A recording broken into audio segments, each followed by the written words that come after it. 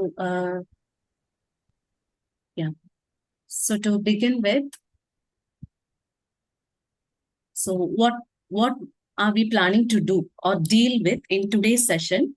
So the topics that we are planning to cover in today's session includes the commonly used opioids, the mechanism of action of opioids, the practical aspects of opioid use, adverse effects of opioids, and the prices of different opioids. So I hope all of you are familiar with this. So to begin with, we'll start with the WHO analgesic ladder for cancer pain management. And as you all know, depending upon the severity of the pain, we prescribe analgesics for the patients. So starting for mild pain, we go with step 1 of the WHO analgesic ladder, which include non-opioids plus or minus adjuvants. And if the pain is more severe, we move on to step 2, which includes opioids for mild to moderate pain, plus or minus non-opioids, plus or minus adjuvants. And in severe pain, patients with severe pain, we prescribe and escalate to step 3 of the WHO analgesic ladder for cancer pain management, and which includes opioids for moderate to severe pain, plus or minus non-opioids, plus or minus adjuvants. So, can somebody, so I think you have already dealt with step 1 and step 2. So what are the step 1 drugs that you have already gone through? Paracetamol, NSAIDs. Yes. And anticonvulsants, antidepressants. Okay. As adjuvants. Okay. Thank you, Dr. Kumara. And what about, can someone talk about the step 2 opioids? What are the step 2 opioids?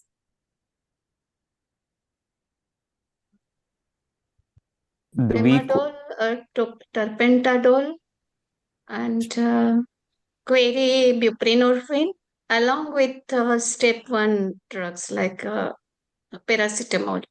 Yes. So thank you, Dr. Harsha, for that response. So step 2 analgesics include weak opioids for mild to moderate pain, or weak opioids, which include tramadol, tapentadol, codeine, etc. And of course, step 1 analgesics are also be included in step 2. It can or cannot be plus or minus step 1. So what about the step 3 opioids? What are the step 3 opioids? Morphine, Yes. methadone, fentanyl. Yes. Thank you. So those are the commonly available step 3 opioids. So we have already mentioned these are the non-opioids, the NSAIDs and paracetamol, and the adjuvants include the tricyclic antidepressants, SNRIs, anticonvulsants, corticosteroids, and of course the opioids. The weaker opioids include tramadol, tapentadol, dextropropoxyphene, codeine, and the step 3 opioids include morphine, fentanyl, and methadone. Moving on. So I expect the session to be interactive and for enabling our learning or for the process of ease of learning. And so we'll start with a patient story. So we have a 56-year-old man who has been diagnosed with carcinoma of larynx, who presented with a severe pain, with 10-on-10 pain, which is sharp and not radiating in nature since the last 2 weeks. And because of the pain, the patient is unable to sleep. Suppose such a patient come to your OPD, how will you manage that patient?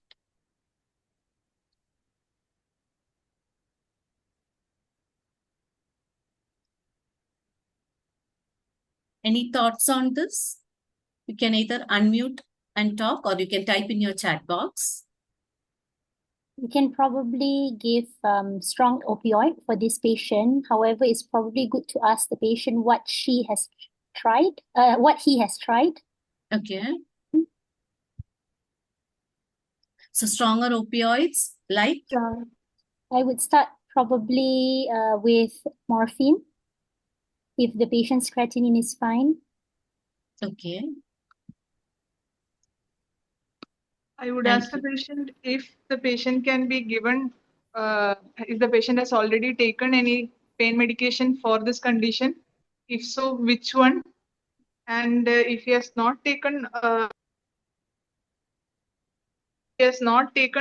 paracetamol or any of the step 1 drugs from the other category, non-opioid drugs, I would give the patient those drugs initially. Give him an IV dose if the pain is unbearable, and suggest a clonazepam if he for the sleep purpose, and start him on a strong opioid for a longer duration, so that it will take time to act. No, so Okay. Thank you. Thank you, Dr. Maya, for that response. So we have already, thank you all of you for the responses. So we have already seen the WHO analgesic ladder, and many of you have already suggested on stronger opioids. So as per the ladder, the patient has presented with the severity of 10 on 10, which indicates that the patient would be a right candidate for strong opioid. Yeah, absolutely. The patient would be a right candidate for strong opioid. Is my screen moving?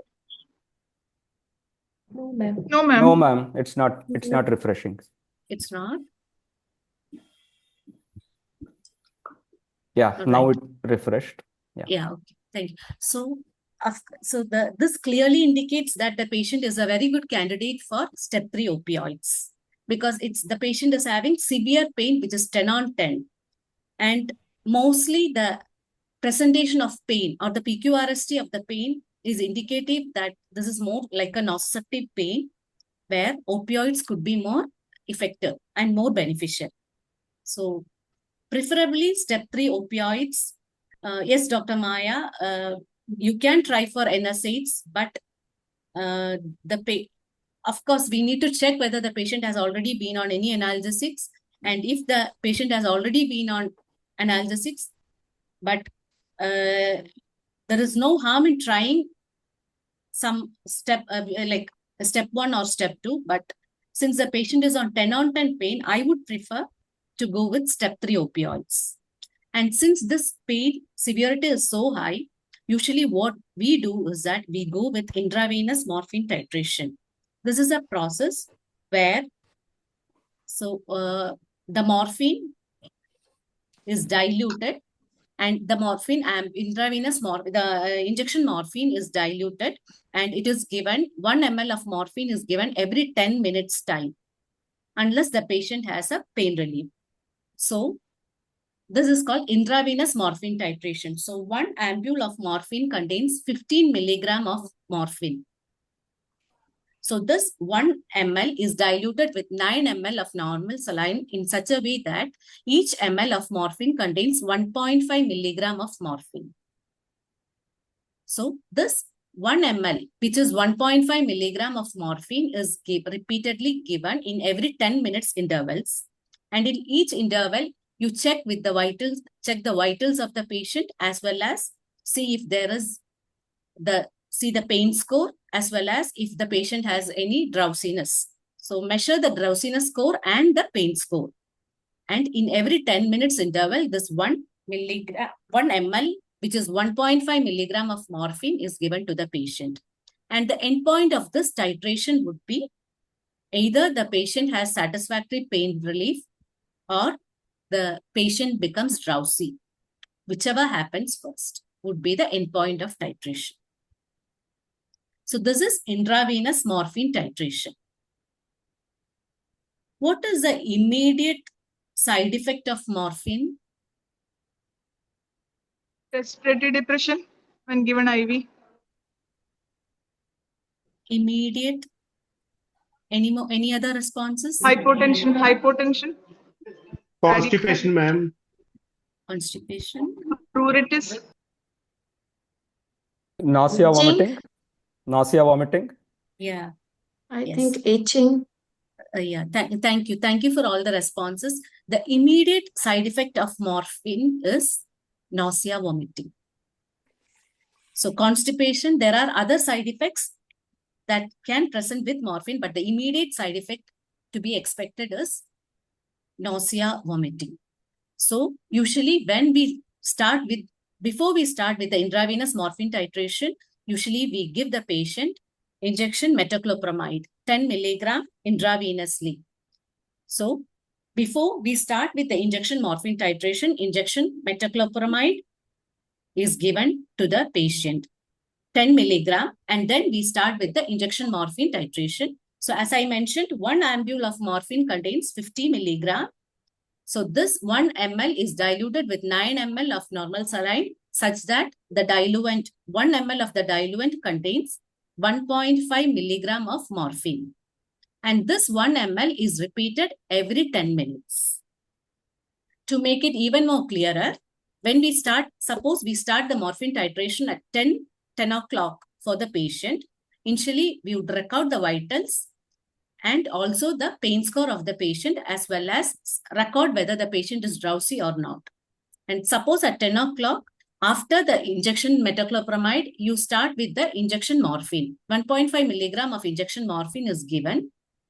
Wait for 10 minutes. After 10 minutes, that is 10-10, reassess the vitals, pain score. So in this patient, after 10 minutes, the pain score has come down to 7. Record it. There is no drowsiness. So no drowsiness. Again, injection morphine 1 ml is repeated. And wait for another 10 minutes. And after 10 minutes, by 10:20, reassess the vitals and reassess the pain score. Now the pain score has come to 4. Patient is still not drowsy. So repeat injection morphine 1 ml. Again, repeat and then wait for 10 minutes. And after 10 minutes, reassess the vitals and the pain score. Now the patient's pain score has come down to 1. Patient is still not drowsy, but the patient has achieved satisfactory pain relief. And there we ends the titration process. So this is the end point of titration for this patient. Ma'am, So- metoclopramide is also given IV? Yes. Is it? Okay. Yes. Metoclopramide is also given IV before starting the morphine titration. So for this patient, whom I have noted down here, with 3 doses of injection morphine, that is 4.5 milligram of injection morphine, the patient had adequate pain relief. So how do we, so we want to send this patient home. What do we do? So now the patient has come to our OPD. We had injection morphine with us. So we did the injection morphine titration. So, and the patient had adequate pain relief with 3 doses of morphine, that is injection morphine 4.5 milligram. The patient had adequate pain relief. Now we want to send this patient home. How can we go about this?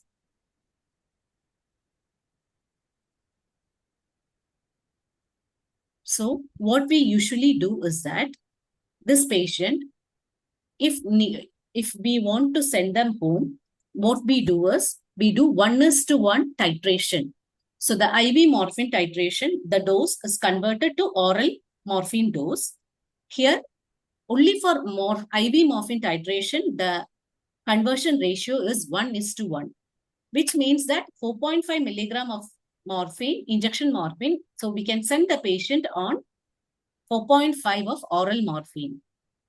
But for oral morphine is available as 10 mg, 10 mg tablets. So what we do is that we send the patient on 5 milligram of oral morphine. So conversion of IV morphine to oral morphine. So 4.5 milligram of IV morphine is converted to 5 milligram of oral morphine, and the patient can be sent home with 5 milligram of oral morphine. So the prescription would look like this. So tab morphine, 10 milligram. So morphine is usually prescribed. So you may be familiar with the principles of analgesic use, which says the medications, the analgesics should be prescribed by the clock, by the mouth, by the ladder, and individualized treatment should be given.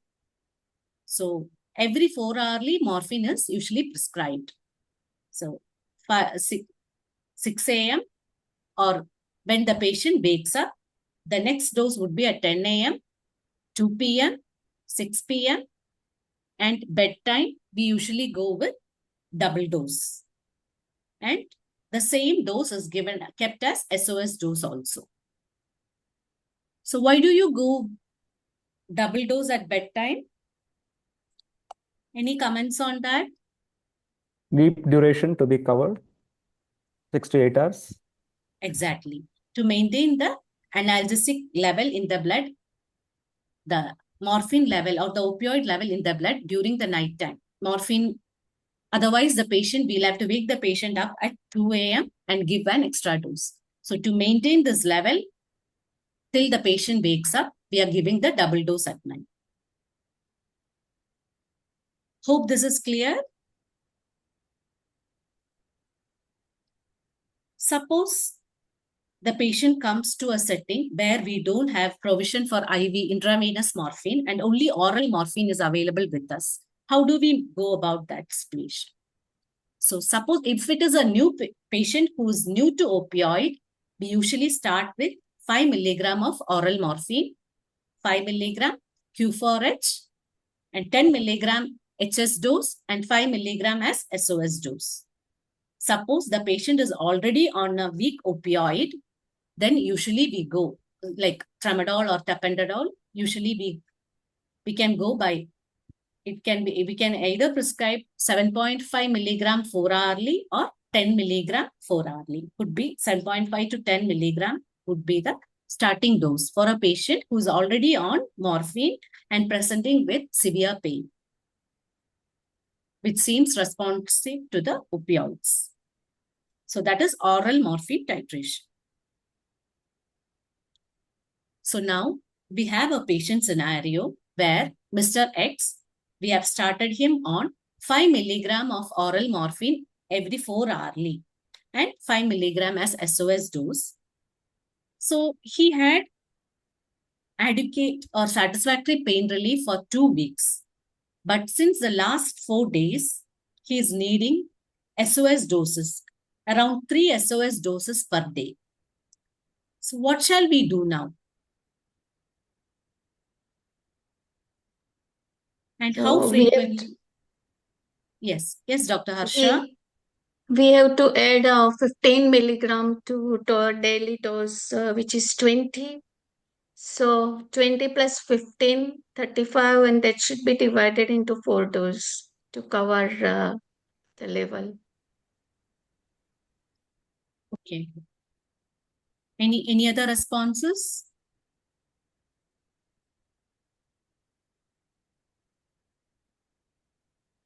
Make it 2-hourly doses rather than 4-hourly. Okay. So the indication which says that the patient was needing 3 rescue doses is a clear indication that the patient, the dose of morphine is inadequate for the patient's pain relief. And as both of you have mentioned, we have to increase the dose of the opioid or the morphine. How do we go about that? Suppose a patient is taking 2 or more SOS dose or rescue doses of morphine, we have to increase the dose by 30 to 50%. If the patient is taking more than 2 or more doses in 24 hours time, then we will have to increase the dose by 30 to 50%. So for this patient, either we can increase the dose to 7.5 milligram 4-hourly or to 10 milligram 4-hourly. So 15 milligram would be a too higher side, Dr. Harsha. So preferably 30 to 50% increase would be appropriate. And so you can go by either 25% increase like 7.5 or a 30% increase by 7.5, or you can take it if the pain is more severe and more rescue doses are being taken, you can go to 10 milligram, 50% increase. Dr. Amrita, I said total dose plus rescue dose divided 4 hourly in a day. That way I said, not an individual dose. Okay. Sorry. Okay. Sorry. So you were talking about the increase, the total dose of increase in total dose. Okay. I got it. Ma'am, can you repeat this calculation again? So suppose the patient is on a 5 milligram of oral morphine every 4 hourly. That means that the total morphine 6 times a day the patient is taking. That means 30 milligram of oral morphine in a day the patient is on. So if the patient is taking more than 2 or 3 rescue doses, that means that the patient the dose, we have to increase the dose either by 30% or by 50%, depending upon the number of rescue doses taken. So you can either increase the dose by 2.5 milligram per dose, or you can go by 5 milligram per dose. Okay, ma'am. Thank you. So that is.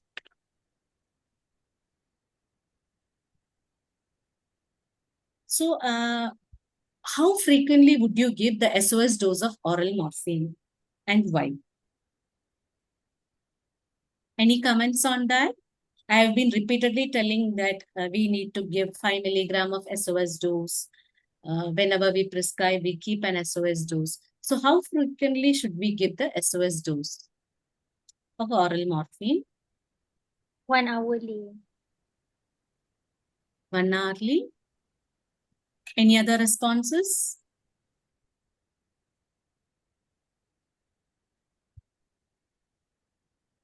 So yeah, to understand this better, we need to know more about morphine. So morphine is a naturally occurring opium alkaloid. So it is a most important opium which is extracted from the pods of the seeds of a poppy plant. It is Papaver somniferum. And Papaver, it's a Greek word for poppy. And somniferum, it in Latin means sleep inducing. So this morphine is extracted, it's a naturally occurring opioid that is extracted from the pods of the seeds of poppy plant. And legally, morphine cultivation is permitted in Madhya Pradesh, Uttar Pradesh, and Rajasthan. In India, these are the 3 states where it is legally permitted. Legal permission is there for morphine cultivation. And moving on to the pharmacokinetics of morphine. These are the only states, ma'am. No other state is allowed to. No other in India? state is legally permitted to cultivate morphine. Okay. So these are the 3 states with legal permission to cultivate morphine. Did you say how many rescue doses should be given? Sorry, ma'am? How many rescue doses to be given to patient? Yes. We are coming on to that. To understand that more, we need to know about the metabolism and the action of morphine. So we are moving on to that, and then things will be more clear to you. So regarding the absorption of morphine, morphine is a weak base, and when taken orally, it is absorbed or from the upper part of the small intestine, and it is hydrophilic. So it is slower in onset, and it has a longer duration of action. And regarding the sublingual absorption, it is very low. And even the buccal and gingival absorption is very variable. And morphine is found to have a bitter taste. And regarding the metabolism, morphine, when swallowed, it reaches the gastrointestinal tract and it's absorbed into the blood vessels, and through the portal vein circulation, it reaches the liver. And metabolism takes mainly in liver, though some part of metabolism takes place in the GIT and liver, in the kidney as well. Majority of metabolism of morphine takes place in the liver. And the metabolites are being released into the systemic circulation. And so morphine undergoes glucuronidation in the liver. So 90% of morphine undergoes metabolism and it gets converted to its metabolites. And the major metabolites of morphine are morphine 6-glucuronide and morphine 3-glucuronide. This morphine 6-glucuronide is primarily responsible for the analgesic effect of morphine.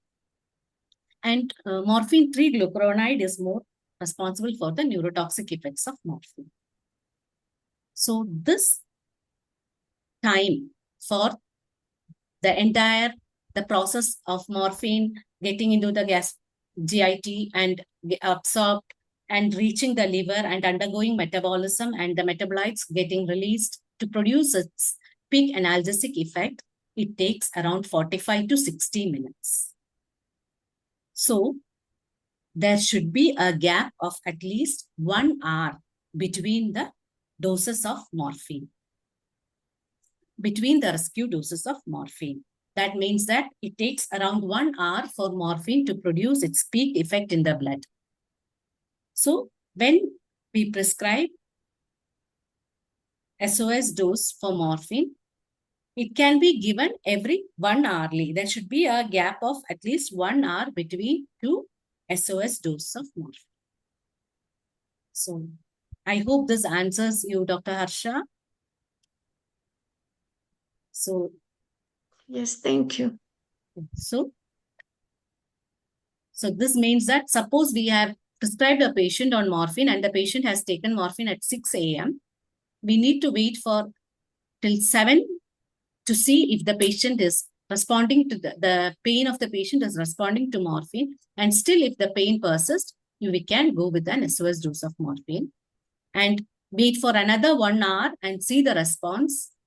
And though if the patient is having pain relief, then that doesn't mean that the 10 a.m. dose also needs to be given as per the dosing. You don't have to skip the 10 a.m. dose because you have given the 7 a.m. We have given a rescue dose of morphine. That doesn't mean that the next dose you have to give at 11 a.m. because you have to give the patient the dose at 10 a.m. itself. Ma'am, can you repeat the 3 states, please? Sorry? The 3 states, I couldn't catch those 3 states you mentioned. So that is Madhya Pradesh, Uttar Pradesh and Rajasthan. So the SOS dose of morphine can be given every 1 hourly. And what I wanted to mention here was that in between, we don't skip the regular doses. Even between these two doses, make sure that there is at least 1 hour gap. But suppose we have given the rescue dose at 9:30 a.m., we don't give the dose at 10 a.m. So, ma'am, changing from oral to IV, does it make a difference for morphine? So suppose oral is not able to give that much of pain relief even after 1 hourly SOS doses, does changing to IV make a difference? Sometimes it does. It does, but maybe faster action, but it depends. It's variable. Okay. And availability also, no? If the patient is at home, you cannot give IV. So little bit of realistic and common sense also you have to see. That is why so much of explanation we are giving to SOS so that this can be taken orally. Even at home, they can give that SOS. Many people are scared or apprehensive. So if you explain all this to them, they will take their SOS and get adequate pain relief. Even by taking orally, they can get the relief.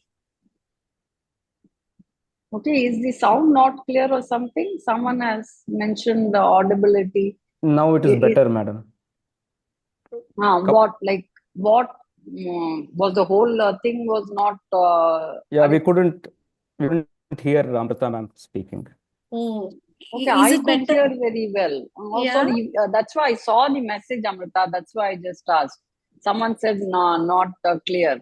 Is it clear now? Is it better now?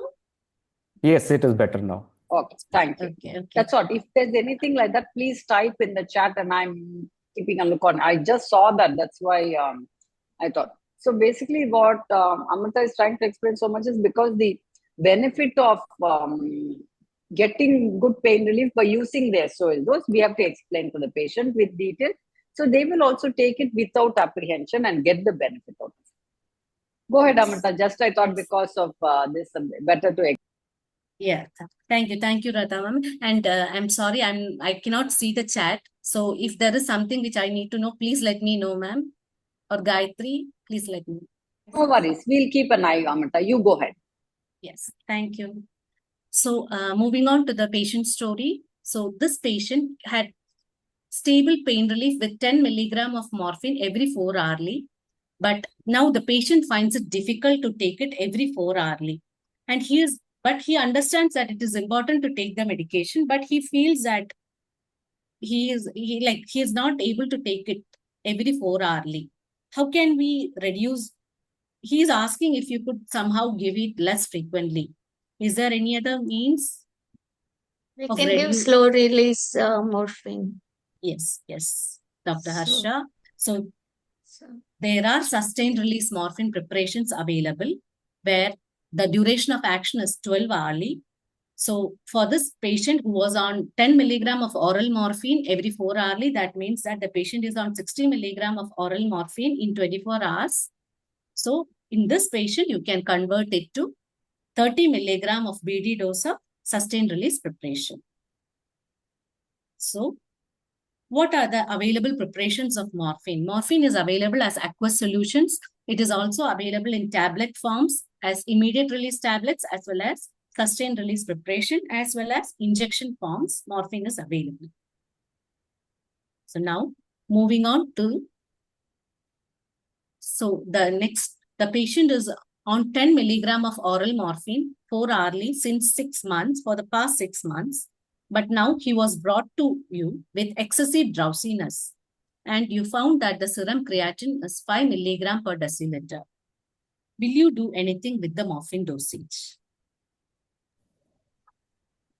No change because it's not metabolized by the renal system. It's liver glucuronidation. Okay. Thank you for the response. Anybody else? Any comments?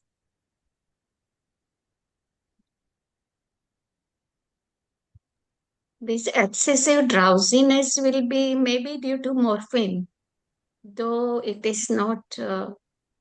I don't know whether the metabolites are secreted by kidney. Yeah. Yes. Thank you, Dr. Harsha, for that response. So, yes, as you said, we have already seen the metabolism, but we need to know about the excretion also. So, morphine is metabolized in the liver by glucuronidation, but it is excreted by glomerular filtration. So, what happens in renal failure is that the metabolites gets accumulated in the blood. So, the T half is prolonged and the clearance will be slow. So, the morphine gets accumulated in the blood for longer period of time. So what we need to do is that we need to increase the spacing between the doses and make the doses less frequent. Like instead of 4 hourly doses, you can make it 3 times a day, or you can reduce the dose as such. The patient is on 10 milligram, you can make it 5 milligram, or you can go for alternate opioids, which are renally safe. So this is why we need to know the excretion of morphine also. So now moving on, this patient, so we have modified his dose as 5 milligram of 8 hourly. So we have reduced the dose as well as we have reduced the frequency and increased the spacing between the doses. And now the patient is on 5 milligram 8 hourly. After 2 months, the disease is progressing and he is becoming terminal. Now he's in a state where he is unable to swallow anything. So, but he still needs pain relief. So what will you do now for his pain relief? Patient-controlled analgesia, which can be done from home. But, okay, thank you. We can use patch, fentanyl patch. Okay. Hello? Can we use morphine with the rectal approach? Though it is Yes. erratic, but in such a case. Thank you. Can we give subcutaneously morphine? Yes. Thank you. Thank you for all the responses. So we need to know the different routes of administering morphine. Yes, morphine can be administered orally. The most preferred route is the oral route. Of course, intravenous and subcutaneous routes are also available. Per rectal route also. Epidural, intrathecal is available. So these are the routes of administering morphine. So yes, as you mentioned, we can think about switching to another opioid and use a fentanyl patch, or we can think of measures of subcutaneous. But what usually we do in our home cares, in our home visits or home care settings is, as Dr. Harsha mentioned, we go for per rectal morphine. So the absorption rate is almost comparable with that of the oral preparation.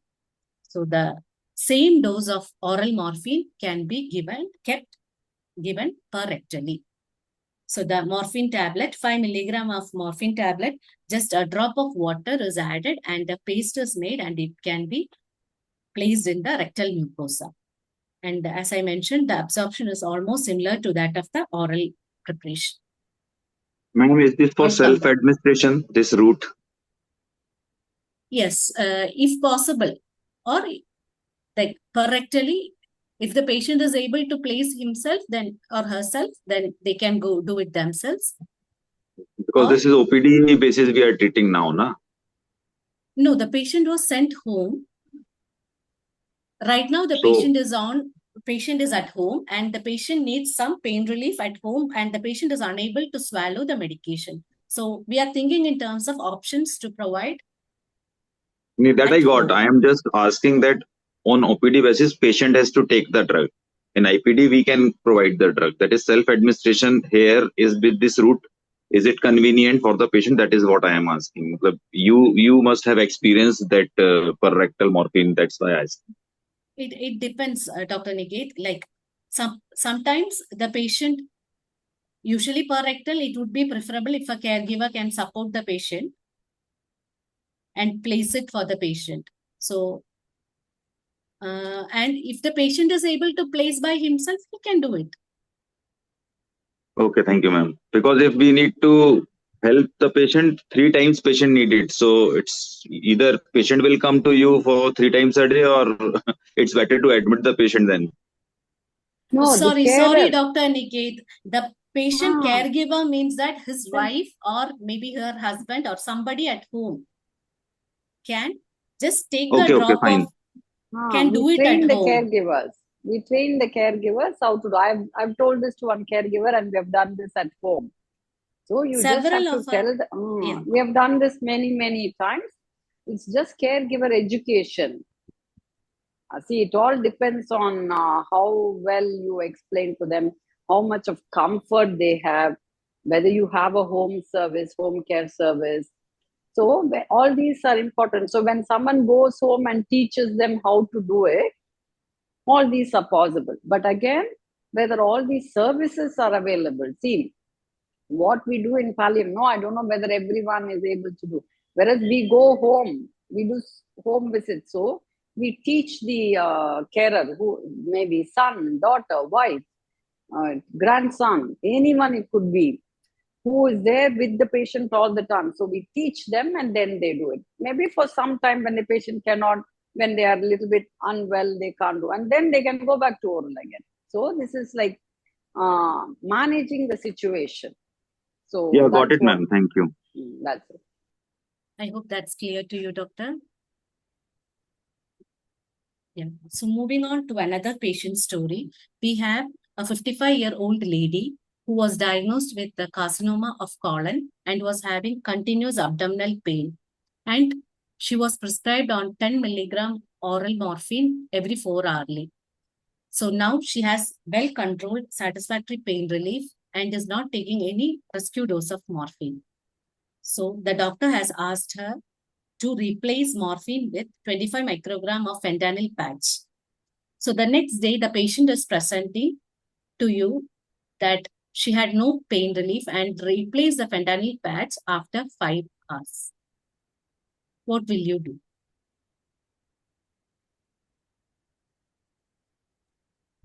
Actually, the dose of fentanyl was less because it is half of the total dose. But I do not know when it should be replaced because there is some depot preparation of fentanyl in a skin. And then we do not know how much it will be releasing per hour. I mean, that's another calculation. Yes. Thank you. Thank you, Dr. Harsha, for that response. So we learn a bit more about fentanyl. Fentanyl is available in various preparations like injectable form, transdermal patches are available, and oral transmucosal fentanyl citrate is also available. So it is lipophilic in nature and it is 100 to 150 times more potent than morphine. And 60 milligram of oral morphine in a day is equal to 25 microgram per hour of fentanyl patch. So that means that a patient who's on 10 milligram of oral morphine every 4 hourly, that means 60 milligram in 24 hours, in such a patient, the conversion would be 25 microgram patch of fentanyl. And 25 microgram of patch, when we say, that means that 25 microgram of the drug is being released every hourly. So let's see a bit more about the transdermal fentanyl patch.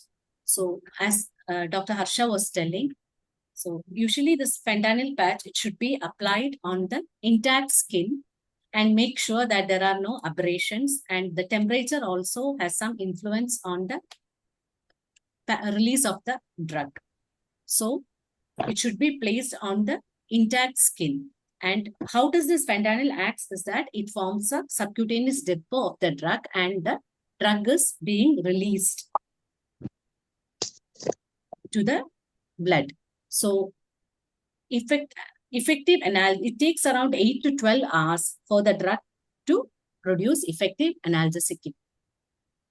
And this fentanyl patch, a patch is placed for 3 days.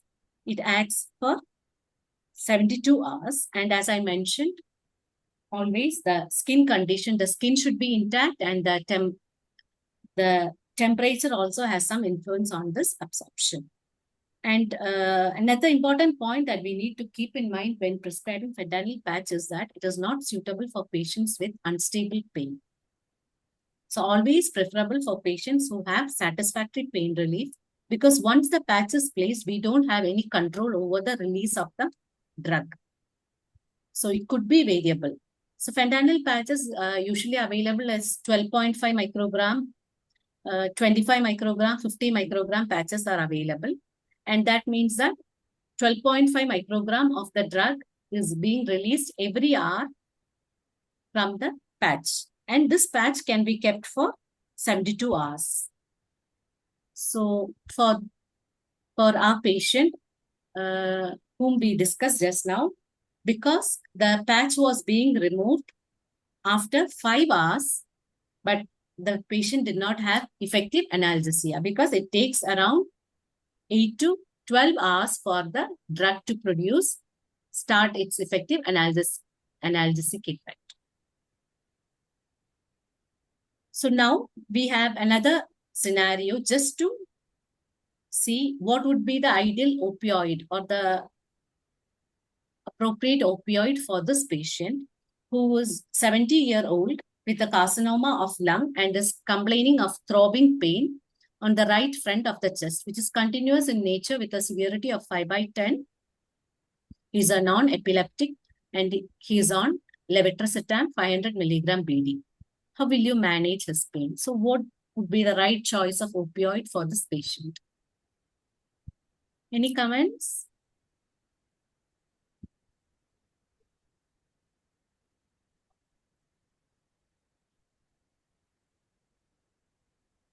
So as you see, the patient is having a pain score of 5/10, which is an indicating, it seems to be on a moderate side of pain. So what do you think would be do we have responses in the chat? Tramadol or tapentadol, ma'am? No, Amirtha. Go ahead. We'll see what. Yeah. Yes. Thank you, ma'am. And thank you, Dr. Maya. Yes. So since it's moderate pain, step 2 opioids would be usually what we go with. That is tramadol or tapentadol. But tramadol and tapentadol, they reduce the seizure threshold. And usually in patients who are epileptic, non-epileptic patients, or who are prone to develop seizures on anti-epileptics, usually we don't prefer tramadol or tapentadol as it reduces the seizure threshold. So usually we go with a lower dose of strong opioid. So in such patients, we start with a low dose of morphine rather than going for tramadol or tapentadol. Yeah, just to. Okay, ma'am. Okay. Yeah. Thank you. Thank you. Moving forward. Opioids. What are opioids? So opioids can be naturally occurring semi-synthetic and synthetic drugs, and they usually produce their effects by combining with the opioid receptors. Your And, voice does break now. See, it's not consistent. On and off. Is that so, ma'am? Is that so? So I'll try all. Okay. Coming Yes, quite perfectly, I take your believe. video off and see. Yes, yes. Is it okay? Is it okay for all? For me, it's okay. Yeah, it is okay. Sometimes it was breaking. That's what. So go ahead. Go ahead then. Okay. Okay. So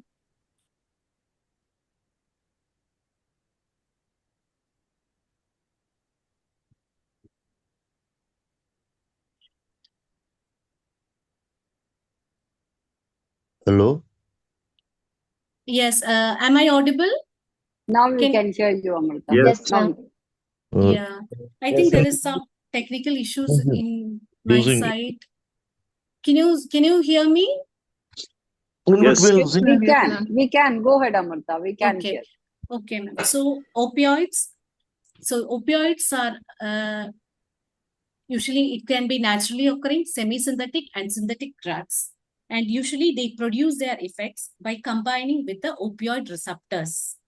And opioids are antagonized by the naloxone. So these are the two characteristics of opioids. They produce their effects by combining with the opioid receptors, and their actions are specifically antagonized by naloxone.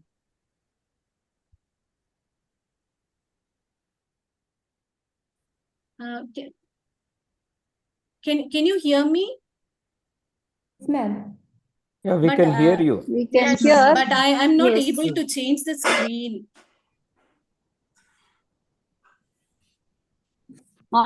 Your screen is not changing. It is just stuck on that itself. Do you want Gayatri to share your presentation? Yes. Maybe? Yes, Gayatri? Gayatri, can you?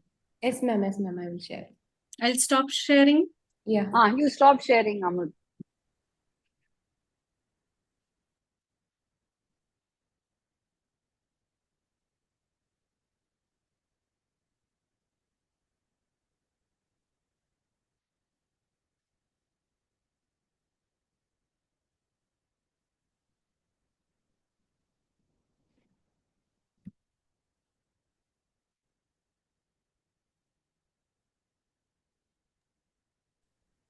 No sound coming.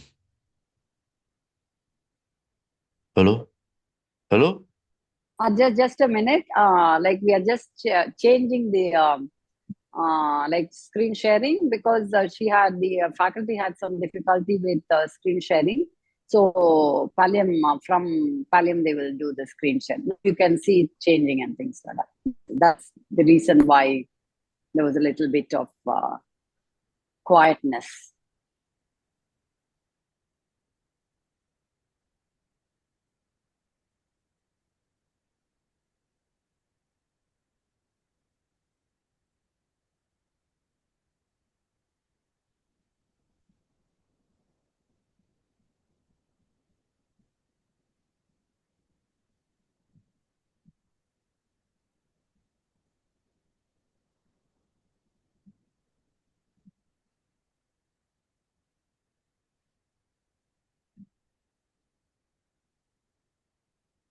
Go on to the next slide, Gayatri. I think that's what Amrita was trying to do.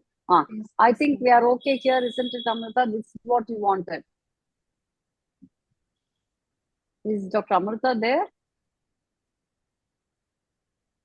Yes, ma'am. Yes. I think she got disconnected. We'll just wait for a minute.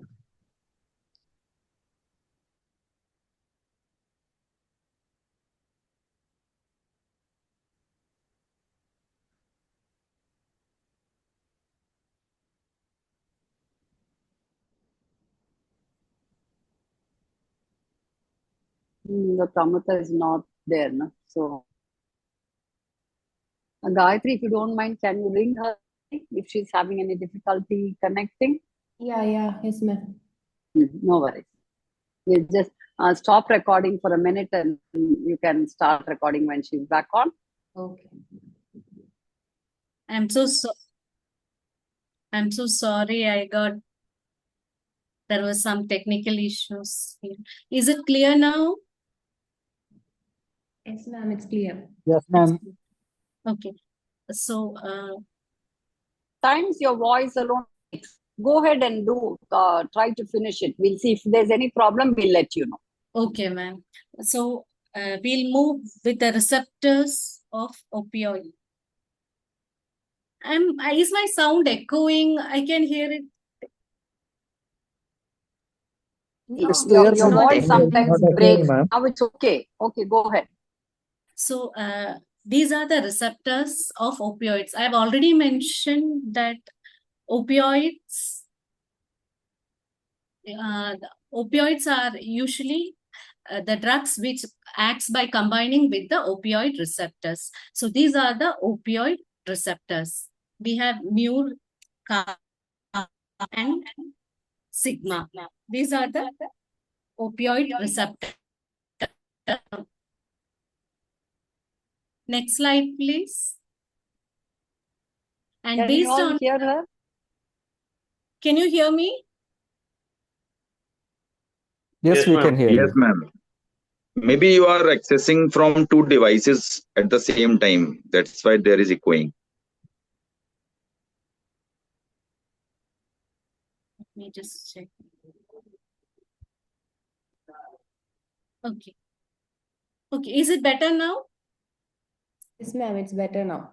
Yeah. Yes. Yes, thank you. So based on the receptor interaction, the opioids can be classified as agonist, antagonist, and agonist-antagonist drug. So what is an agonist drug? An agonist drug is that a drug that usually combines with the receptor site and produces its effect. So for example, morphine is a mu agonist. When I say morphine is a mu agonist, that means that morphine, when taken, it binds with the mu receptor and produces its effect. So these are agonist drug. So the drug combines with the receptor and produces its effect. So what are antagonists? Antagonists are drugs which binds with the receptor, but they do not have any effect.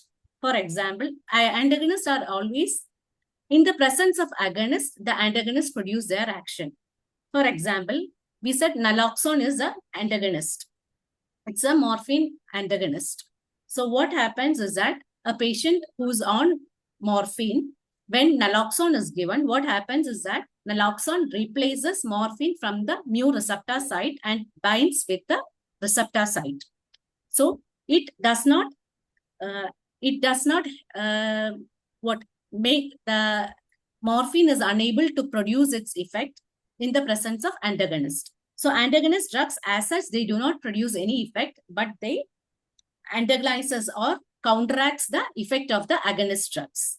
And we have another classification of drug called agonist-antagonist, which means that these drugs have agonistic action at certain receptor site and antagonistic action at other receptor sites. Next slide, please.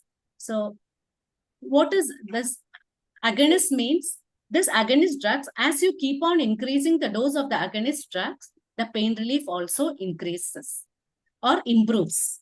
So, but agonist-antagonist drug, beyond a certain level, if you keep on increasing the dose, there will not be much effect on the much difference in the pain relief.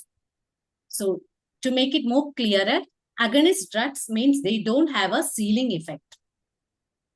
So when you talk about the maximum dose of tramadol, what is the maximum dose of tramadol?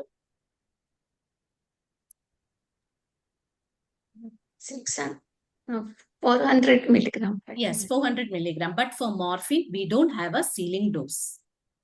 You can keep on increasing the dose of morphine, provided you looking for the toxic effects as well as the pain relief, monitoring the pain relief, and if the drug is producing any toxic effects, you can keep on increasing the medication. So that is what this means. Next slide.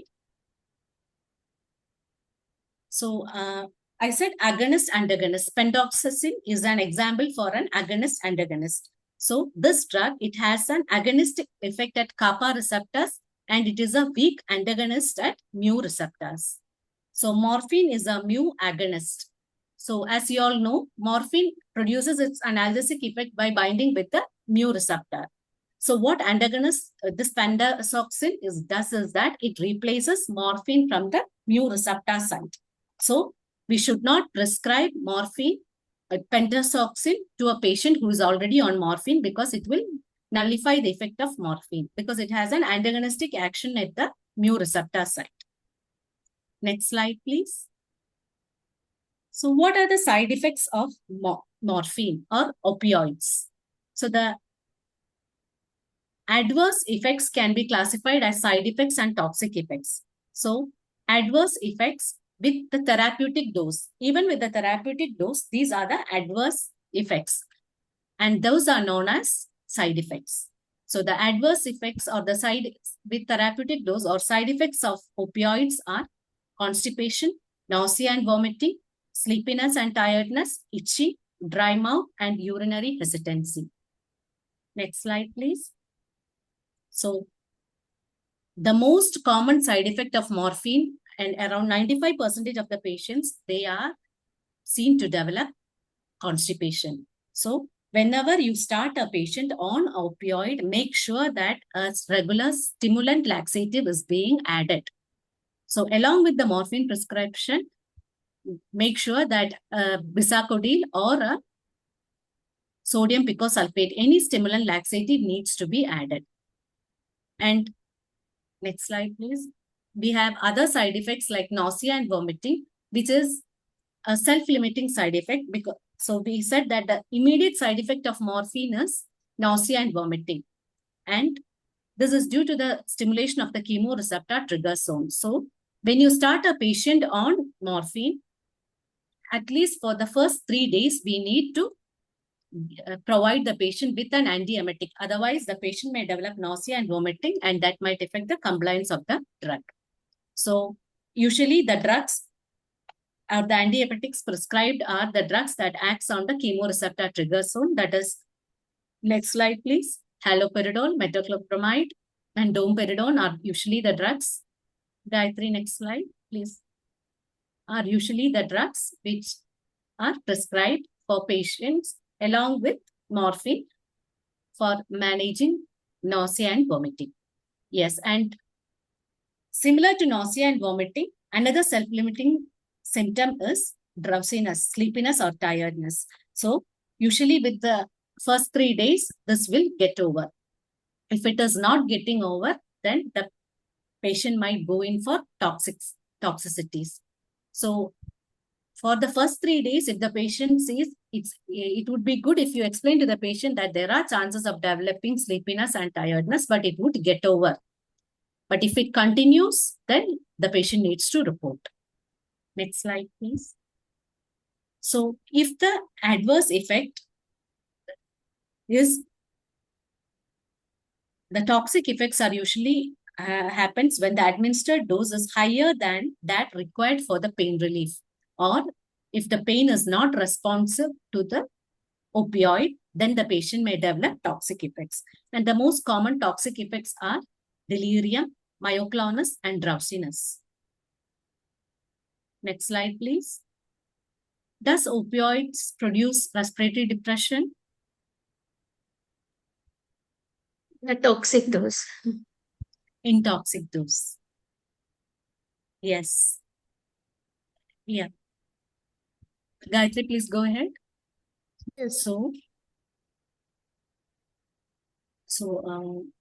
I have been into palliative care since 10 years, and in my experience, when opioids are prescribed wisely, cautiously, and by the mouth, it is very less likely to produce respiratory depression unless there is some other associated feature. Next slide, please. Like if the patient has an underlying pneumonia or pulmonary embolism or cardiomyopathy, or when it is being co-administered with some benzodiazepines. Otherwise, if it is cautiously given by the mouth, monitoring the pain relief and the toxic effects, very less likely to develop respiratory depression. Next slide, please. And does opioids cause addiction? Yes. Yes. Gayatri, please go ahead. Yes. So let's see what the research says. So as per the literature, the substance abuse as per medical use is very less likely. And usually what happens is that due to the overestimation of the risk of addiction, the usage of opioid is always, the opioids are usually underused because we are afraid of addiction. The patients are not prescribed as per the need. So that is what the literature says. And there is always a confusion between physical dependence and psychological dependence. So let us see what is this physical dependence and psychological dependence. Next slide, please. So addiction, or according to the American Pain Society, psychological dependence or addiction, it is a primary chronic neurobiologic disease with genetic, psychosocial, and environmental factors influencing its development and manifestations. There will be impaired control over the drug use, continued use despite harm, and craving. So this is what is psychological dependence. And next slide, please. And what is physical dependence? It is a state of adaptation that is manifested by a drug class specific withdrawal syndrome. To put this in simple words, how many of you like to have tea?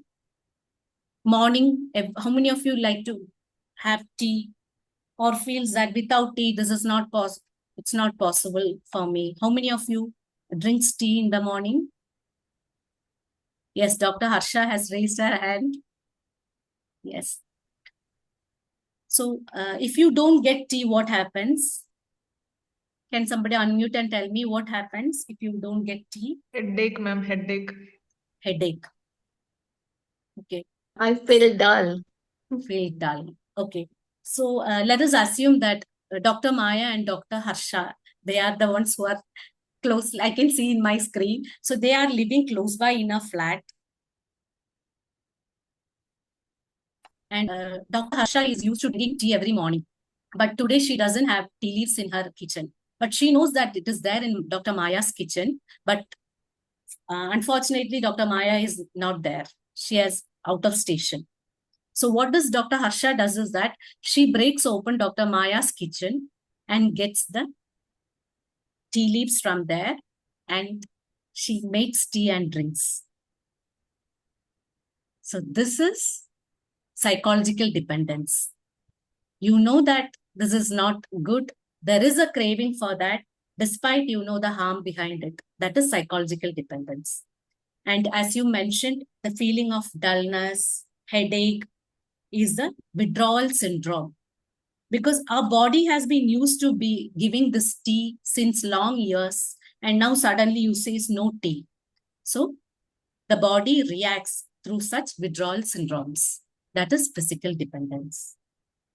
So just, and to give you in simple words, the difference between psychological dependence and physical dependence. Hope that made some sense. Gayatri, please move on. Yeah, so this is to give you an idea of the comparative cost of opioids.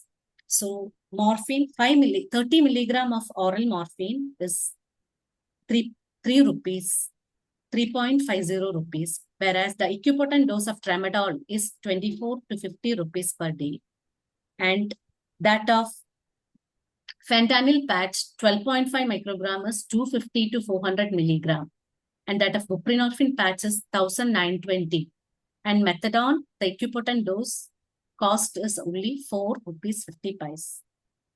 This is just to give you an idea of the cost of different opioids, so that whenever you prescribe a drug, to understand, make sure that you prescribe it, understanding the socioeconomic status of the patient also, and then only we can ensure the compliance. Switching a morphine to a fentanyl patch would be easier for us, but will the patient be able to afford that is a question that we need to think about. Yes, that's all. I think that comes. Madam, can you tell us about methadone? Because it is You not. will have Yeah, an you'll have a entire separate session on it. methadone. Yeah. Thank you. Thank you very, very much, Amrita, for taking through in such detail so that it's really helpful for them. Most of the questions in the chat box I've answered then and there by typing the answers. Only couple of things. One is why and when to go to step 3 was one of the query. And that also I did answer through the thing. Whenever the pain is 10 by 10, don't wait for 1, 2 to go. So because our aim and goal is to go to give pain relief. That's the main thing. So those were the 2 queries. And somebody else has also mentioned, like when they are like opioid rotation, when you're moving from one opioid to another to reduce dose something. I don't think if just let me check who it was, because I was not sure what they are. Dr.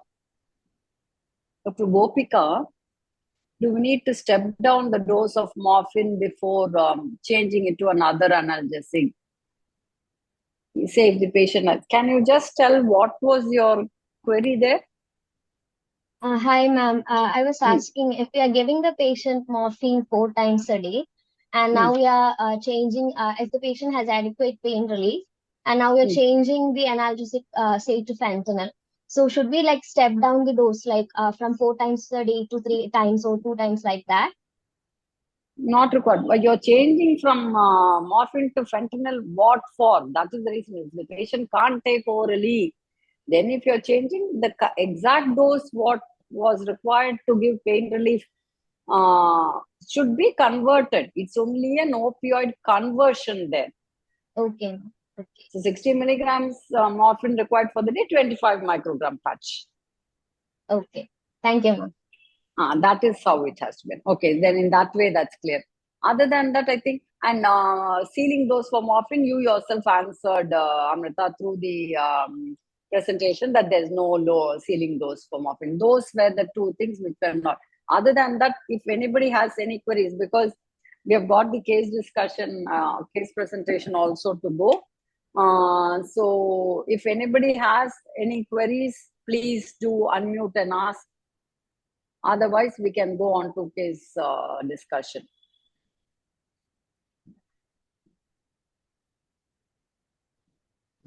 Ma'am, if you are changing from, can I go speak? ahead. Yeah. Ma'am, if you are changing from say morphine to fentanyl, and if you are doing that equivalent dose, we can directly stop morphine and go to fentanyl. There is no need to. No. What will happen is the fentanyl, as she mentioned, will take time.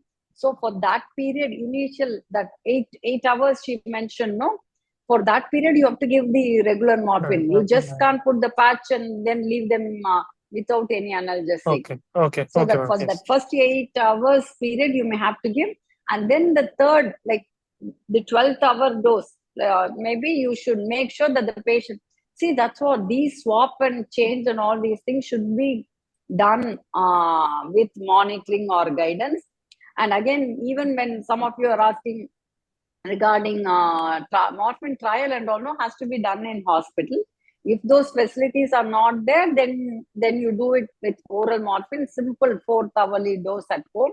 And these patients, whenever you start them on morphine, first 24, 48 hours, you have to follow up with telephone call, or you have to make sure someone sees them, or at least the carer comes and speaks to you. Minimum phone call.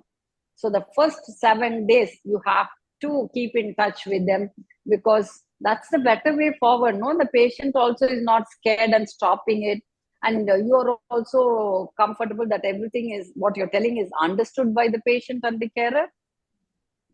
Is that all clear?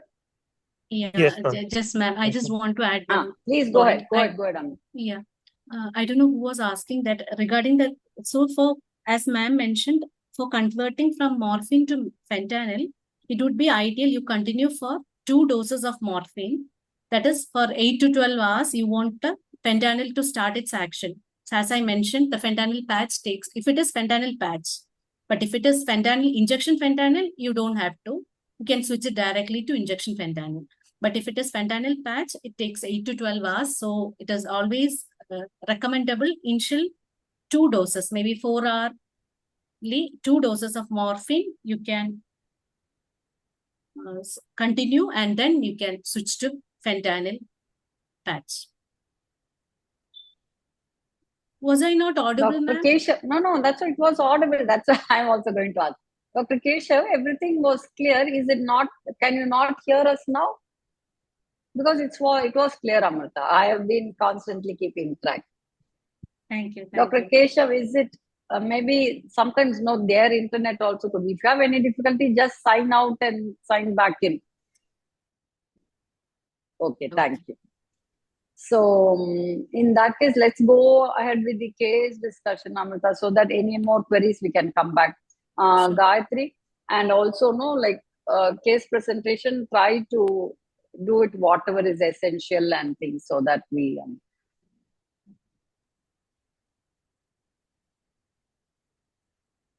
over to you, Gayatri.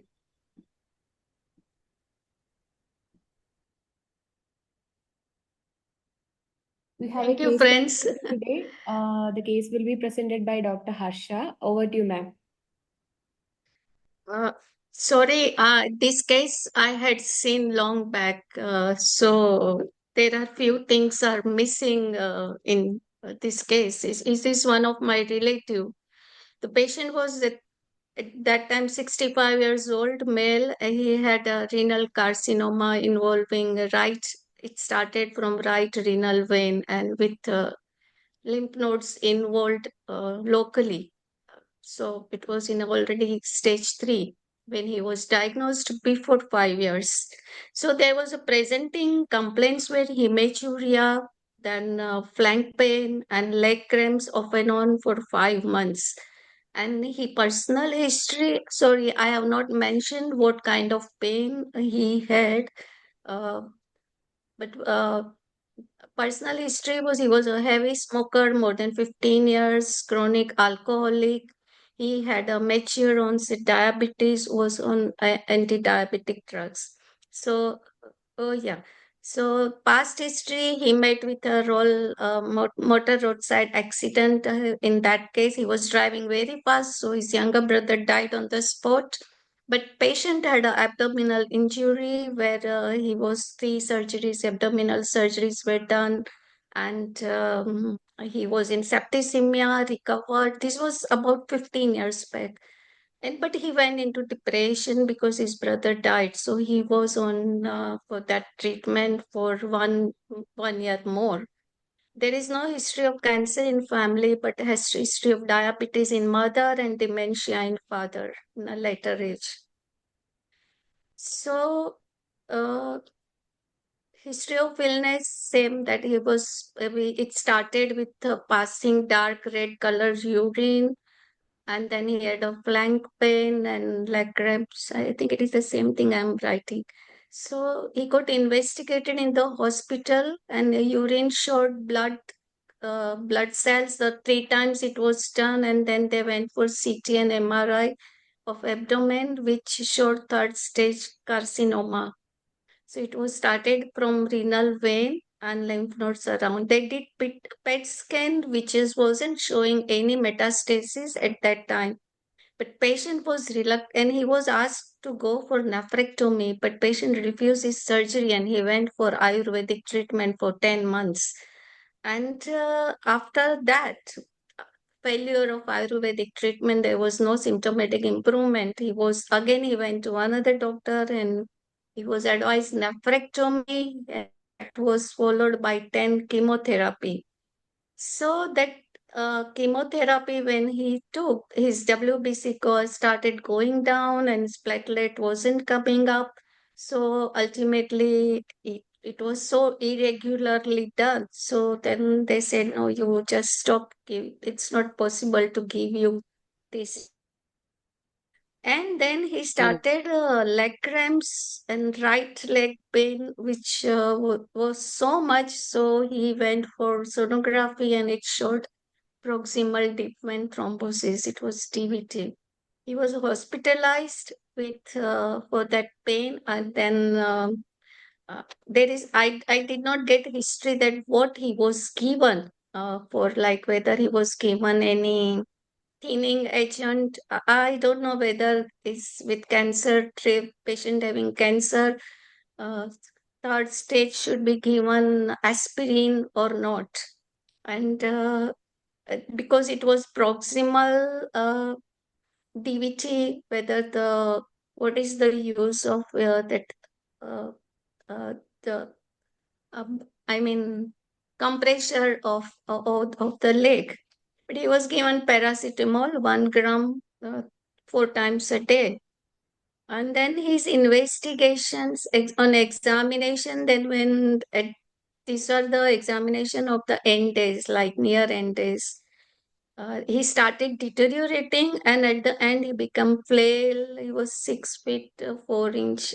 I mean, like BMI 14 kilo per meter square meter, and his BP was 100/70, pulse rate 160.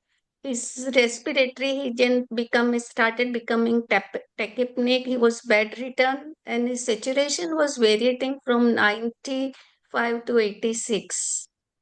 He was smoker, so the positive findings were his lips were dark, cyanosed color, like black color, and he had little edema feet.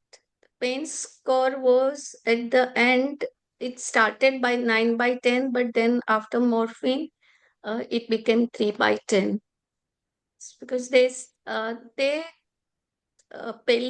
took palliative care from a center from Mumbai, and they were to come regularly, and they started morphine 4 times a day, and night dose wasn't given. I do not know why it wasn't given, except these respiratory findings I told you, 28 to 32 per minute, air entry bilaterally equal but shallow, no wheezing, and at the end stage it increased nearly same, and he died along with that little respiratory failure. He had I forgot to tell you that he had a congenital cardiomyopathy also, which wasn't giving a failure. He never had a signs of failure. So next slide. So treatment and investigations, I will not repeat.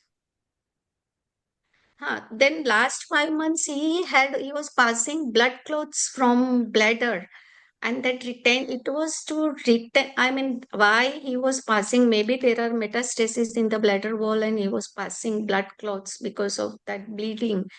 And at that time he has to take a morphine wasn't acting that for blood pain of bladder distension of retention of urine, and he has to call for catheterization, and then that urine was removed.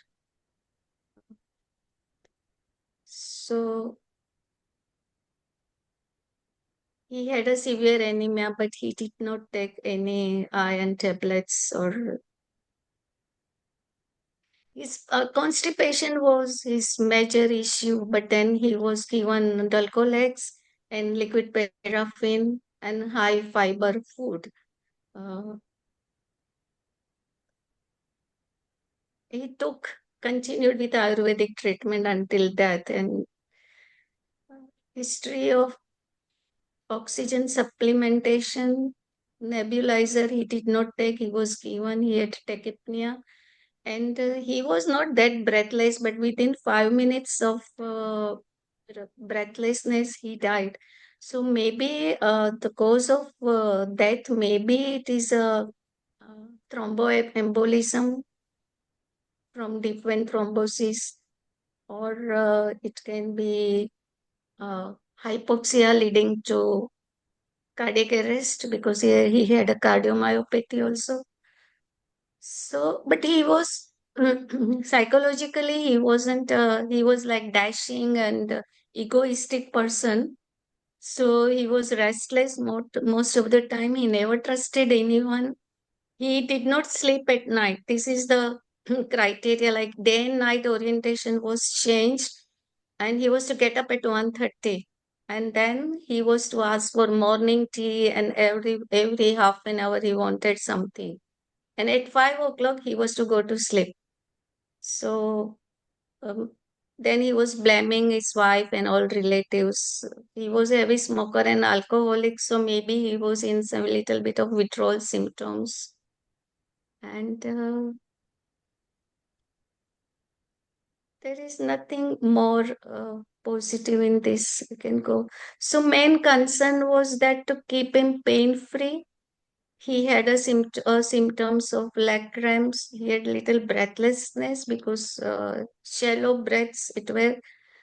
And to prevent complications of disease itself, cancer, and of medicine which was given to treat him, like hematuria, constipation, and day and night variation, which day and night variation they couldn't help. He continued until end of his life.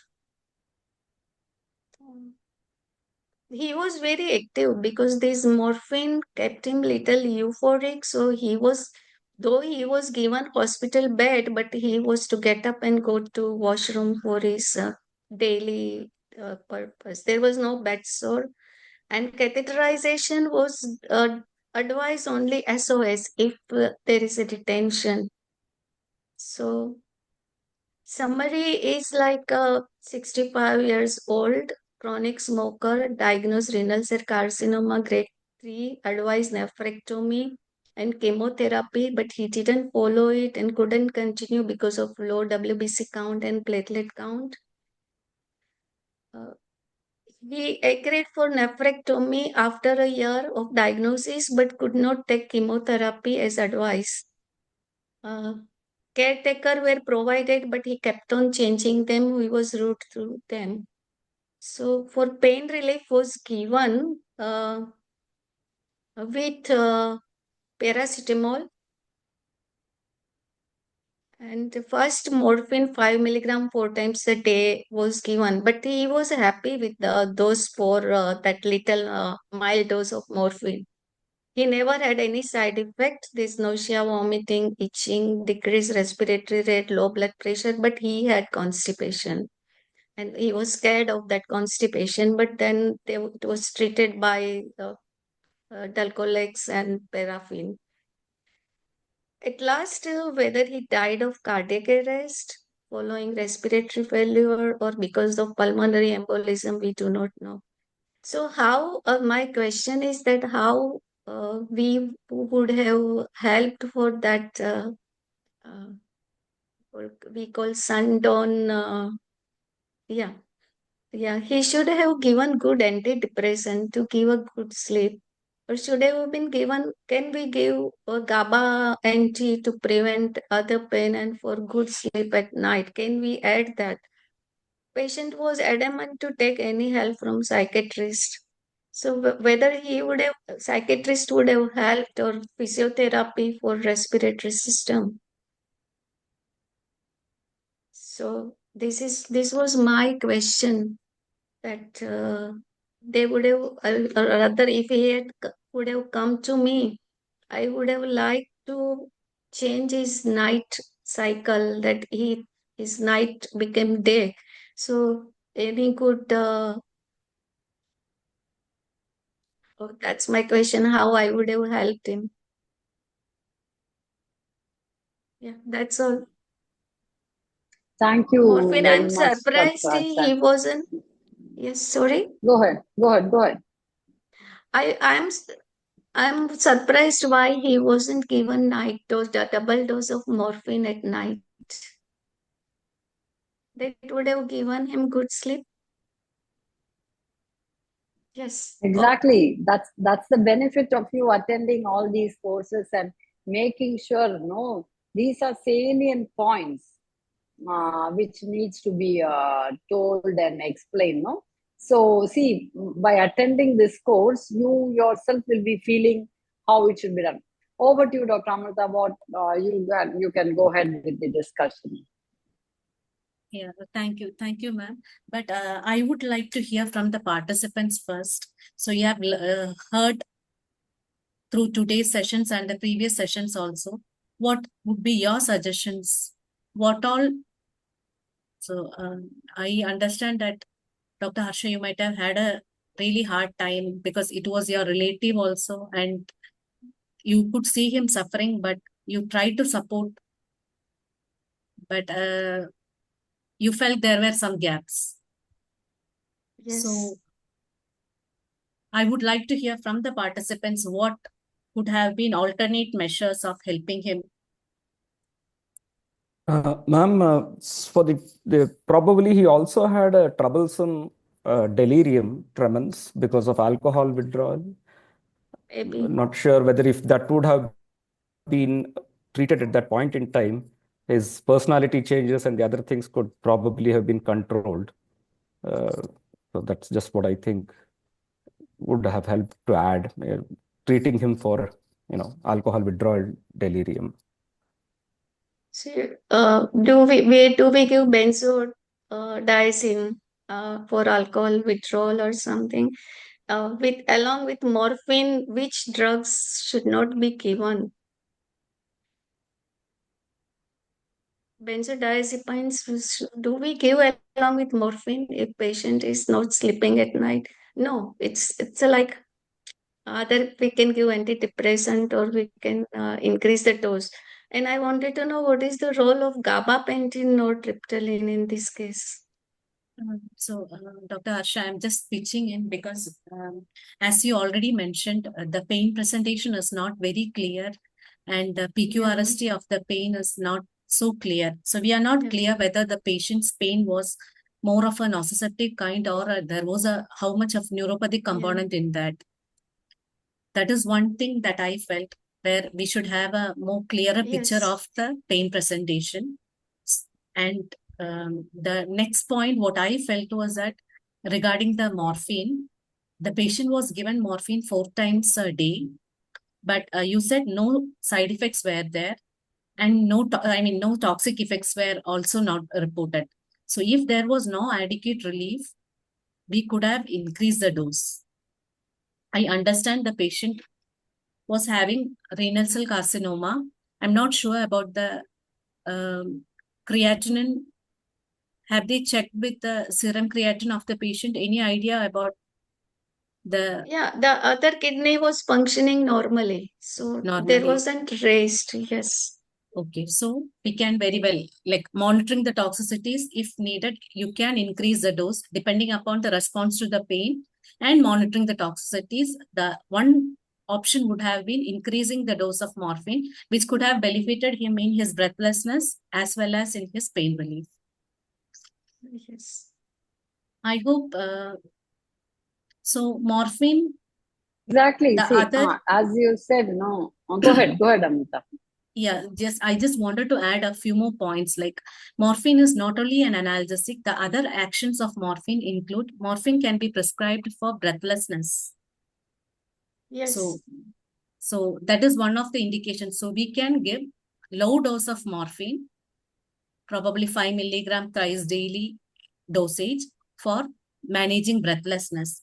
So what happens is that morphine actually it reduces the respiratory drive.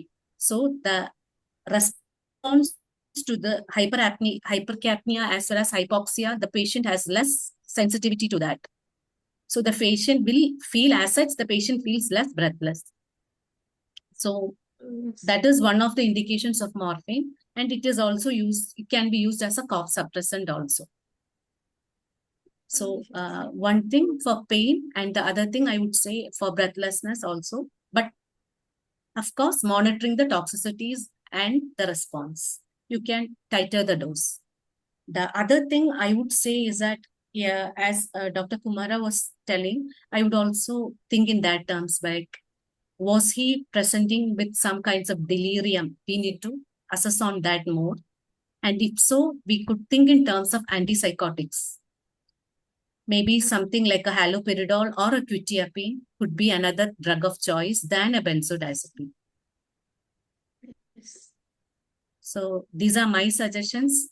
Radha ma'am, please Thank add you. on. Thank you, Amrita. Exactly. See, basically, like going methodical, as Amrita said, first assessing type of pain, and then using the full dose of morphine. That will be very useful. And then, as she said, the use of once you assess him properly, what type of pain he's having, and then see 4 milligram, 5 milligram, four times a day. 2 more doses he has been missed, and then the night dose, if they had given the correct double dose of the daytime dose, so much of benefit with sleep. So once the sleep was normal, this day and night circadian rhythm breaking up wouldn't have been affected, and the family would have been taking care of the carers can also be done.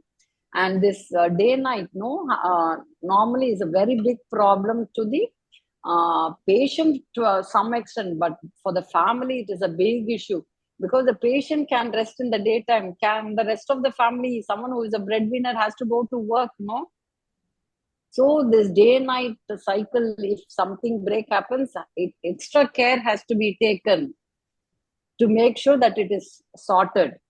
Okay, sleep hygiene, you can talk on it entirely. Okay, so little bit of making sure that day-night regime is not affected because it affects the person struggling with the disease and the carer more. Okay, and then other things is making sure if you diagnose whether it is whether it's withdrawal or whether it is delirium, and appropriate treatment. And another thing is making sure that everything is looked into individually.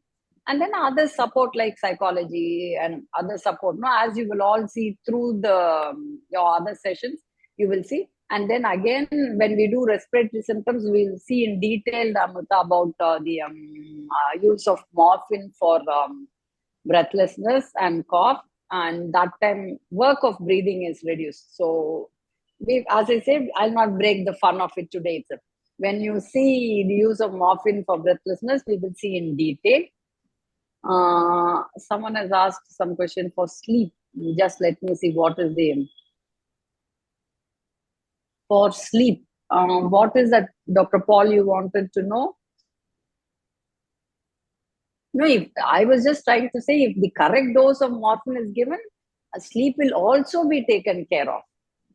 Maybe him waking up in the night, pain itself could have been the reason, or his withdrawal. So multiple factors. Always finding out what are the causes of it is more important.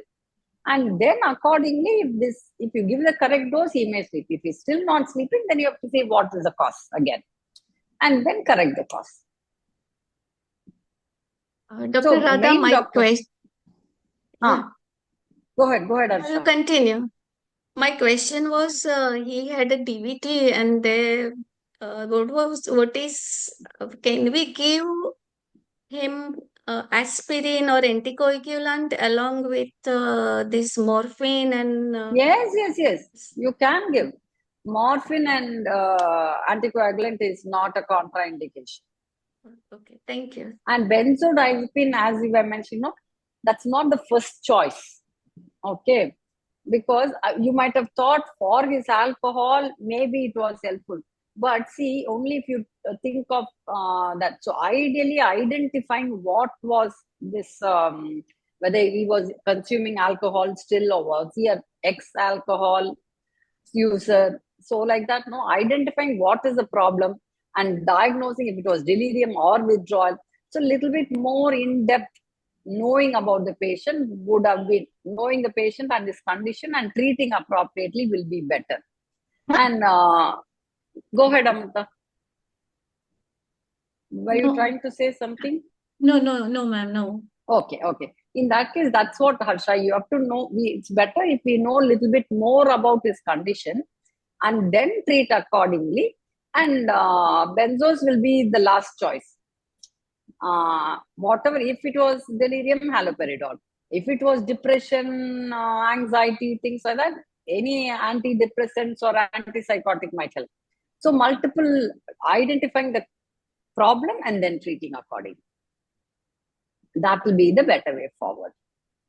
Yeah, thank And you. I I'm think sorry I could not bring in details because it was very in never a mind. past. See, something. Yeah. See, main thing is that by bringing up, see, so many other queries also came up, and we could think a case discussion is very important. I think we have answered all the queries in the chat box also, Amrita. I don't think I have gone through them as and when and replied some answers. Is there anything else? Someone had a query not answered, anything like that? If so, please unmute and ask. Otherwise, I will, a big thank you once again, Amrita, for this topic is so important, and you took us through in such detail, case by case, when you go, and then really a big thank you for taking us through this session. Thank you, Radha ma'am. But I really want to apologize for the technical issues in between. And I think I have extended the session 10 minutes more because of that. No problem. See, technical issue is not in our hand. No, technical issue is not in our hands. Dr. Niket, something you want to say? I said that don't think that it was any problem for us. Technical glitches are there always in the online meeting. Exactly. It's not in our hands, Amrita. We try level best. We picked up and we picked it up. No, thank you, Dr. Niket. Exactly. Thank you for being considerate. No, that is equally important. We are able to, we have to see the positive of it. Because of this online platform, only see, I've got people from different parts of India. Everyone is benefiting out of it. So that's the important thing. Now over to you, Gayatri, then. Thank you so much, Dr. Amrita ma'am, for the wonderful session. Thank you all for joining. I hope you all found the session much informative. We are looking forward to see you on the next session. Bye. Thank you. Thank you, one and all. Thank you, everyone. Thank you, ma'am. Bye. Thank you, ma'am. Thank you. Thank you, ma'am. Thank you.